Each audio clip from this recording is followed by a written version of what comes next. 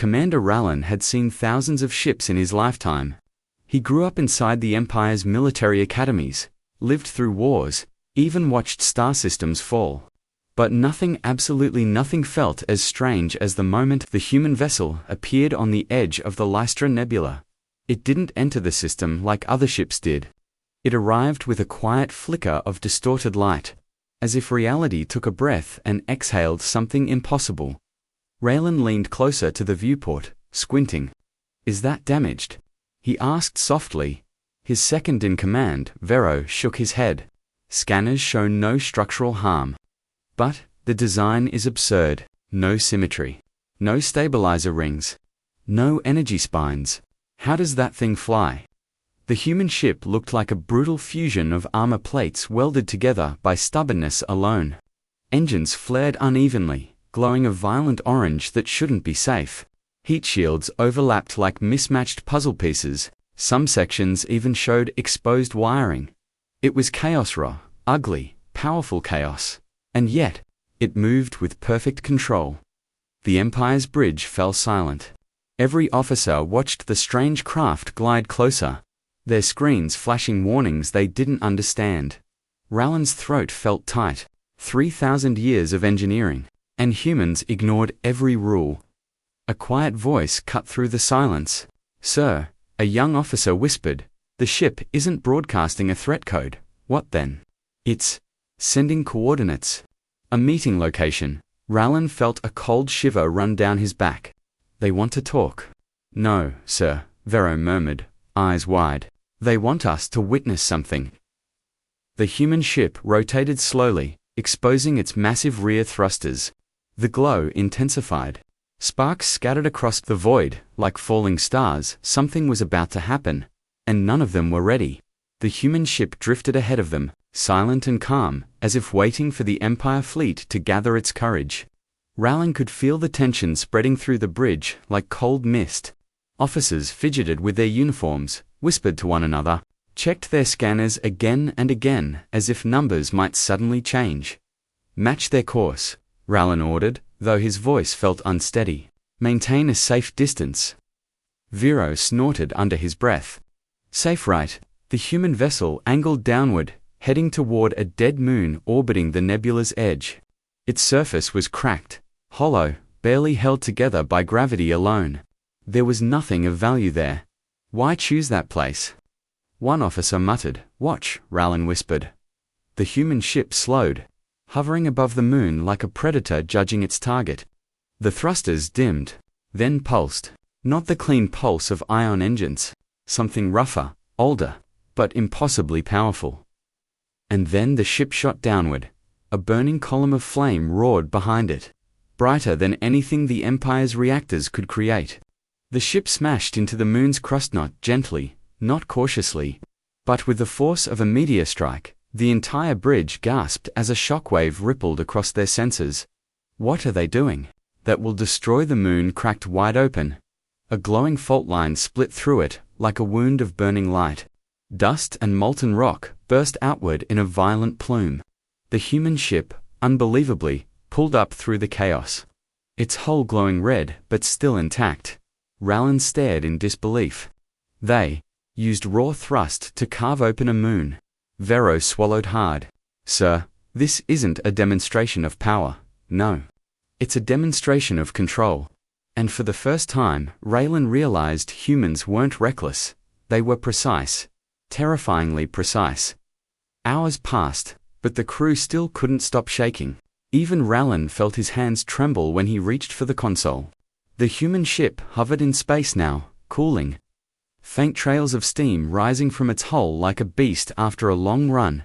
It could have destroyed them easily. That thought sat in the back of everyone's mind like a quiet storm. "Incoming transmission," the comms officer said suddenly. "Audio only." A human voice filled the bridgecom, steady, almost gentle. "This is Captain Mira Holt of the Yoon's Harbinger. No hostile intent. Our maneuver was a test. We want the Empire to understand something important." Rallan listened, frozen. "We do not follow your laws of engineering," Holt continued. "Your designs rely on balance, harmony, predictable flow. Humans do not build that way. We build for adaptability. For survival. For the unknown, Vero whispered. She's explaining their insanity. Holt spoke again. When the galaxy spent 3,000 years perfecting stability, humans perfected improvisation. Rallan closed his eyes for a moment. It made sense, horrifying, brilliant sense. Our ship may look chaotic, Holt said, but every plate, every shield, every mismatched component works exactly as intended. We build our vessels the way we build ourselves, flexible, stubborn, and impossible to predict. Then her tone shifted. Softer, but somehow heavier. We came here because we discovered something ancient buried beneath this moon. You were searching for it too. Rallan felt his breath catch. Yes, they were. A relic older than the Empire itself. Holt continued. We didn't destroy the moon. We opened it. The transmission ended. Silence swallowed the bridge again. Sir, Vero said quietly. If humans can do that without trying to impress us, what will they do when they need to fight? Rallan had no answer, only a growing fear that the galaxy had misunderstood humanity completely. The moon's shattered remains floated in massive chunks, glowing softly from the heat. Between the drifting fragments was a hollow chamber, an ancient vault, big enough to hold a small station. And inside it, something pulsed, a slow heartbeat of light. Rallan felt an instinctive dread. The kind that lived in old stories told to frighten children. Move us closer, he ordered. Carefully, the human ship was already there, hovering near the vault like a guardian. Its hull looked battered from the maneuver, scorched and imperfect yet, somehow more alive than any Imperial craft. Hailing frequencies opened without warning. Captain Holt's voice sounded tense. Commander Rallan, it's reacting to you, as well. The relic. Sensors observers. What is it? Rallan asked. A pre-Imperial signal core, Holt replied. At least 12,000 years old. It's waking up. The vault's glow sharpened, shifting into pattern symbols neither side recognized. The lights stretched out like fingers, brushing across the Harbinger's hull. Radiation spike, Vero shouted. Shields holding but barely. Rallan gripped the railing. Humans, back away. It could destroy your ship, the human captain answered with a steadiness that unsettled everyone. No, it won't. How can you be sure? A pause because it's reading us. Not attacking. It's scanning. Our design. The crew exchanged confused looks. Why would an ancient device care about human engineering? The relic flashed again, this time in a softer, warmer pulse. A strange resonance filled the bridge, vibrating in their bones. Vero whispered, Sir, it's synchronizing. Holt's voice returned, breathless. The relic contains navigation pointsgate routes older than the Empire. It wants us to follow. Rallan felt suddenly small. 1,000 years of history. 3,000 years of logic. And humans had cracked it open in a single day. The relic projected a shimmering pathway into the dark, route mapped by a civilization long gone. Rallan felt torn between fear and wonder. No one alive had ever seen coordinates like these. Captain Holt spoke first. We're going. Rallan stepped forward. You're entering a dead civilization's gate network without any idea what's on the other side. That's madness. Maybe, Holt replied softly, but humanity grew by stepping into the dark. If we waited for certainty, we'd still be sitting on our first moon. There was something disarming in her honesty. Rallan exhaled slowly. Very well, we'll follow. The two ships aligned themselves, Imperial precision beside human chaos. The relic pulsed once more, and space seemed to bend no open before them. As they moved forward, Vero leaned toward Rallan. Sir, do we trust them?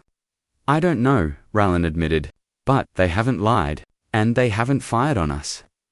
Vero crossed his arms. Their ship looks ready to explode at any second. Rallan almost smiled. Yes, that's what scares me most. It never does. The gate swallowed them. Darkness surrounded the vessels, but it wasn't empty. Faint lights drifted past echoes of memories or ships long forgotten. The tunnel felt alive, shifting with ancient intention. The Harbinger flew with steady confidence, engines humming in uneven but powerful bursts. Its hull glowed softly in the strange light, highlighting the scars and scorch marks like badges of survival. Gate exit in 10 seconds. Holt warned. Rowland held his breath. When they emerged, stars blinked into existence. Stars the Empire had never charted. A massive structure floated ahead of them, perfectly preserved. A city. In the void, Rowland whispered the only words that came to mind. Humans weren't following the relic. Varro blinked. What then? They were leading it. The floating city was silent, ancient, asleep. Yet, as the two ships approached, countless lights flickered awake, slow, curious. Like eyes opening after a long dream, Raylan stared in awe. No Imperial expedition ever found this. How did you know? Captain Holt answered with a quiet honesty that chilled everyone. We didn't know. We suspected. Suspected what? That human ship design, our chaos, wasn't a weakness. It was compatible. Rowland frowned. Compatible with what? With older systems, Holt said. Older minds. Structures built by civilizations that valued adaptability over perfection. The Empire evolved toward symmetry and stability. But these builders, they worked like us, messy, improvised, alive. As if responding, the city sent out a pulse of soft light that wrapped gently around the Harbinger. No alarms blared, no shields collapsed. It was welcoming them. Vero whispered, Sir, I think it likes their ship.